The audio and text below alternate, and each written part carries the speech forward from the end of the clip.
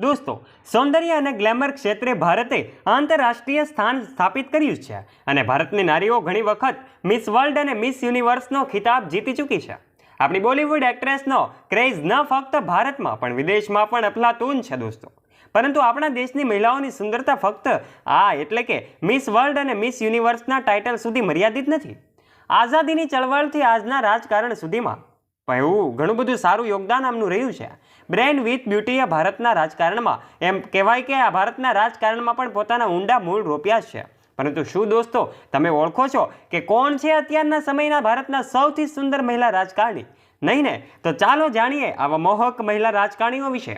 Video શરૂ કરીએ તે પહેલાં વિડીયોને એક લાઇક કરી દેજો અને ચેનલને નીચે રહેલું બેલ આઇકન દબાવીને અવશ્ય સબસ્ક્રાઇબ કરી લેજો. નંબર 1 પર આવે છે નુસરત જહાં. નુસરત જહાં એક અત્યંત ગ્લેમરસ ભારતીય ફિલ્મ અભિનેત્રી અને રાજકારણી છે. તેણે બંગાળી સિનેમાના પોતાનું વિશેષ સ્થાન પ્રાપ્ત કર્યું છે.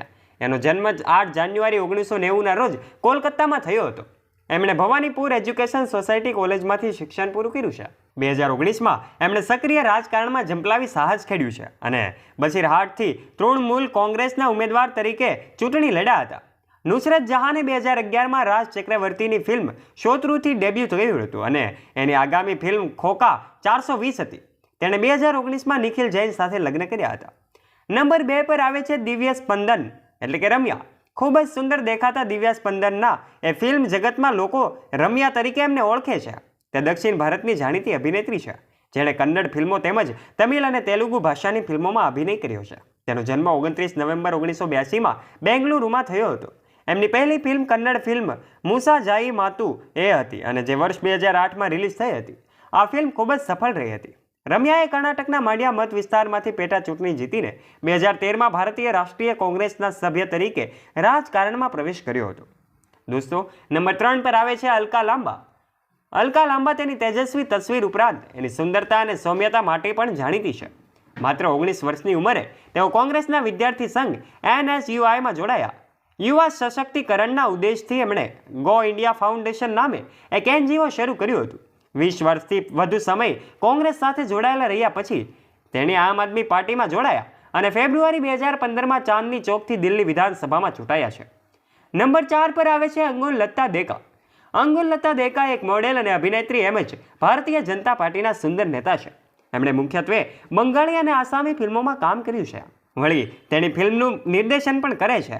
એ વર્ષ 2016થી આસામના બટડ્રોબા મત વિસ્તારમાંથી ભારતીય જનતા પાર્ટીની ધારાસભ્ય છે. નંબર 5 પર આવે છે ડિમ્પલ યાદવ. ખૂબ જ નમ્ર અને હંમેશા સાડીઓમાં જોવા મળે છે એવા ડિમ્પલ યાદવ એક ઉદાર અને ગ્લેમરસ રાજનેતા છે. તે કન્નૌજથી 2 વખત સમાજવાદી પાર્ટીના સાંસદ પણ રહી ચૂક્યા છે. તેઓ યાદવ રાજકીય ઘરાનાના પુત્ર વધુ છે અને તેણીના પતિ અખિલેશ યાદવ અને સસરા મુલાયમસિંહ યાદવ ઉત્તર પ્રદેશના મુખ્ય પ્રધાન રહી ચૂક્યા છે. નંબર 6 પર આવે છે ગુલ પનાગ. ગુલ પનાગ ભૂતપૂર્વ બ્યુટી ક્વીન, ભારતીય અભિનેત્રી અને રાજકારણી છે.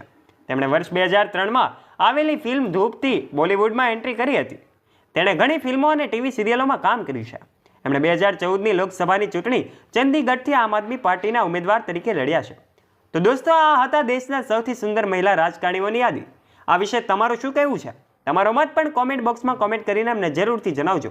વિડીયો ગમ્યો હોય તો વિડીયોને એક લાઇક કરી દેજો અને આવા જ રોચક અને રસપ્રદ વિડીયોઝ નિહાળવા માટે અત્યારે જ નીચે રહેલું બેલ આઇકન દબાવીને અમારી ચેનલને અવશ્ય સબસ્ક્રાઇબ કરી લેજો.